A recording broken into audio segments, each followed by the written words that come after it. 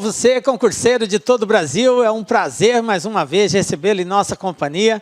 Seja bem-vindo, meu amigo, minha amiga, a este site de sucesso, este site que vai fazer de você mais um dos nossos campeões. Sou o professor Jefferson Fiel, professor de matemática, de raciocínio lógico e estatística, e na aula de hoje vamos dar continuidade ao curso de raciocínio lógico, ok? Então preparamos aí um curso muito especial, principalmente para você que não tem base nenhuma. Professor, eu nunca estudei raciocínio lógico, não tenho a mínima ideia.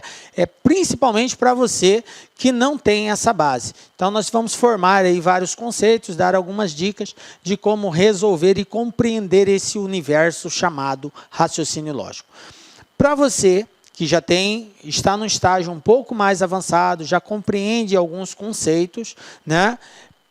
Você pode pular essa primeira parte, que é a parte conceitual, e ir direto para os exercícios, né? Resolver já as atividades, né? Para não ficar tão cansativo, tendo em vista que você já detém aí um certo conhecimento. Então, a recomendação é você vá direto para os exercícios, beleza? Tente fazer, na sequência acompanhe a solução que a gente vai dando lá. Beleza, galera? Então, vem comigo aí, vamos dar aí o pontapé inicial, falando aí sobre negação de uma proposição, beleza? Então, nós vamos estudar nessa aula aqui, vamos falar sobre negação de uma proposição, de negação de uma proposição simples, nós vamos falar sobre as equivalências da negação e vamos resolver alguns exercícios.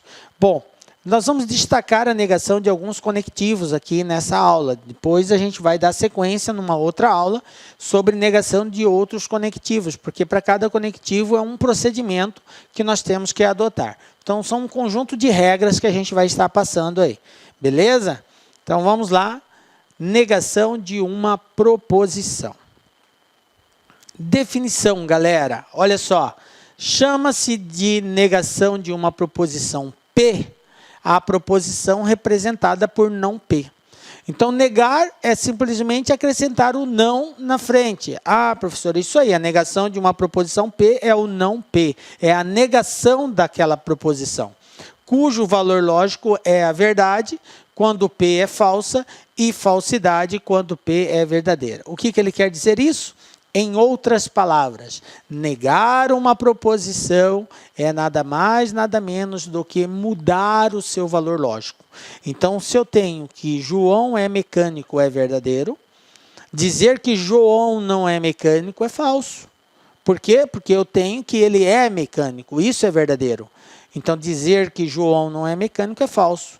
Então, quando eu acrescento o não, eu estou negando aquela proposição, portanto, alterando o seu valor lógico.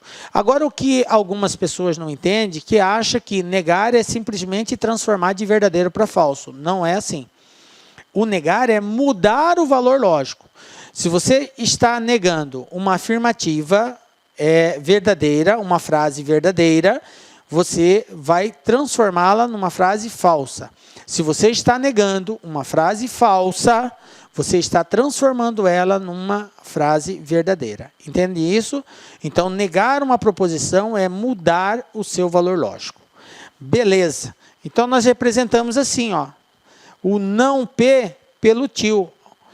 O til é o símbolo que nós vamos usar para representar uma negação. Lembram lá do til? Professor, mas vai ser sempre o til? Não. Algumas bancas não usam o til, usam a cantoneira. A cantoneira é esse símbolo assim, ó. É esse símbolo aqui, ó, vai reto e aí desce. Isso aqui é cantoneira. Isso aqui também indica a negação. Então, o til ou a cantoneira, ambos representam a negação. Beleza? Fiquem atentos, porque pode aparecer um ou outro. Eu, particularmente, uso mais o til. A maioria das bancas usam o til, mas tem banca que usa a cantoneira. Então, fique atento. Vamos lá. Negação de uma proposição simples. Então, eu vou apresentar uma proposição e vou fazer a negação dela. Vamos lá? Olha só. O símbolo que representa a negação pode ser o cantoneira ou o til, como eu já havia frisado, antecedendo a frase. Nós vamos adotar o til. Eu vou adotar o til, ok? Basta pôr a palavra não antes da sentença e já tornamos uma negativa. exemplo. Então, eu coloco o não antes da sentença, eu já torno ela negativa. Por exemplo, João é médico. Como que eu nego isso? João não é médico. Pronto, está negado. Tá? Uma outra. Maria é estudante. Pede para fazer a negação. Maria não é estudante. Simples assim, ok? Então, a proposição simples, nós não vamos ter muita dificuldade em negar numa proposição simples. Agora, depois a gente vai entrar em quantificadores, isso aí é um outro processo lá na frente. Negar quantificadores, aí é outros quesitos, é outra regra, é outro procedimento. Mas isso é um estudo mais futuro. Nesse primeiro momento, nós vamos aprender a negar uma proposição simples e negar os conectivos lógicos, ok? Observemos que, caso a sentença original já seja uma negativa, ou seja, já traga a palavra não, então, para negar a negativa, teremos que excluir a palavra não. Tá? Porque não é sempre que eu tenho que colocar não para negar. Né? João é médico, então, negativa, João não é médico. Mas e se eu tenho que João não é médico? Como que eu nego isso? Dizendo que ele é médico. Eu tiro o não. Então, o negar implica em tanto colocar o não, quanto em retirar o não. Vai depender da frase que nos está sendo apresentada. Beleza? Bom, exemplo. João não é médico. Olha só. Como que eu nego isso daqui? Retirando o não. João é médico. Viram? O contrário? Maria não é estudante. Como que eu nego isso? Dizendo que ela é estudante. Maria é estudante, eu estou negando. Tranquilo? Beleza, né? Negação de uma negação. Olha só. Quando possuímos uma negação de uma negação numa proposição simples, ela se torna uma afirmação. Então, quando eu nego uma negação, eu estou afirmando. É isso que o contexto de negar uma negação. Vamos ver um exemplo disso? Olha só. João é médico. Eu tenho uma proposição P aqui. Negação de João é médico. João não é médico. Beleza. A negação da negação é a afirmativa. Então, vocês reparem que a negação de uma negação, nós voltamos para o processo inicial. Eu tenho que João é médico, essa é a proposição. A negação disso, João não é médico. E a negação da negação, porque aqui está negando. A negação da negação de P. A negação da negação é uma afirmação. Portanto, eu voltei para o contexto inicial, João é médico. Beleza? Tranquilo? Então, dica lá aqui para você memorizar, galera. A negação de uma negação é igual à própria afirmação. A negação de uma negação é uma afirmativa. Em outras palavras, quando eu nego uma proposição que já estava negada, eu volto ela ao seu contexto original. Eu volto ela no seu modo inicial, antes da primeira negação. Tranquilo? Beleza. Equivalências da negação. O que é isso, professor? Bom, nós já falamos de equivalência de uma bicondicional, por exemplo. Equivalências são formas alternativas. São formas de nós expressarmos uma negação sem necessariamente usar a palavra não. Ok? Então, nós vamos ter casos que vai aparecer o não e nós vamos ter casos em que iremos omitir a palavra não, mas que a frase vai implicar numa negação. Então, isso é chamado de equivalências da negação. Vamos ver alguns casos que podem aparecer e a gente tem que estar atento a isso para saber identificar que se trata de uma negação. Olha só. Pode-se empregar também como equivalentes de não há as seguintes expressões. Fiquem espertos.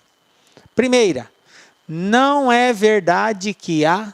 Olha só, a minha frase é não há, estou negando a proposição há. Então, dizer não é verdade que há é a mesma coisa que dizer não há. Beleza? Uma outra forma, é falso que há. Se é falso, eu estou negando aquilo ali. Dizer que uma determinada frase é falsa, eu estou negando a veracidade dela. Então, pode aparecer escrito, ao invés de não há, pode aparecer escrito é falso que há. Beleza? Então, fique atento com essas duas formas equivalentes de expressar a negação de uma proposição. Vamos ver exemplo disso daí? Olha só. Exemplo. Dada a proposição que Carlos é mecânico, temos o seguinte. Negação desta proposição, Carlos é mecânico. Não que. Não é verdade que Carlos é mecânico? Então, isso aqui é uma negação da proposição que, usando uma forma alternativa, uma forma equivalente de expressar a negação da proposição que, nesse caso aqui. Uma outra forma seria dizer é falso que Carlos é mecânico. Então, estou usando agora essa segunda frase alternativa, ao invés de dizer que não é mecânico, dizer é falso que Carlos é mecânico. Então, o que eu quero que vocês entendam? Que essas duas aqui, não é verdade que e é falso que, são formas equivalentes de nós expressarmos a negação de uma proposição. E fiquem atentos, porque é comum aparecer isso daqui nos exercícios dos concursos aí. Algumas bancas utilizam até com muita frequência, principalmente esta primeira, não é verdade que. Então, fique atento aí, tá? Beleza. Negação de uma proposição conjuntiva. Bom, o que é isso, professor? Proposição conjuntiva é uma proposição composta ligada por uma conjunção. Por isso que ela é chamada de proposição conjuntiva. Bom, e de acordo com os estudos que nós já fizemos, quando a gente fala em conjunção, nós estamos falando em quem? Conectivo e. Então, quando eu tiver uma proposição composta ligada pelo conectivo e, eu tenho uma proposição conjuntiva, cujo conectivo é o conectivo e. Beleza. Duas proposições simples, P e Q, olha aqui, ó, o E, para negar uma proposição no formato de conjunção P e Q, procedemos da seguinte forma. Galera, eu quero chamar sua atenção aqui agora, porque eu vou apresentar um conjunto de regras que tem que ser obedecida. Toda vez que você for fazer a negação de uma proposição composta, cujo conectivo é o conectivo E, a conjunção, nós temos que respeitar essa sequência que eu vou apresentar aqui. Se você compreender isso, você vai resolver os exercícios assim, ó, com muita tranquilidade. Ok? Então, veja bem. Primeira coisa que a gente faz. Nós negaremos a primeira parte. Então, eu tenho uma proposição composta ligada pelo conectivo E. Uma proposição P e Q.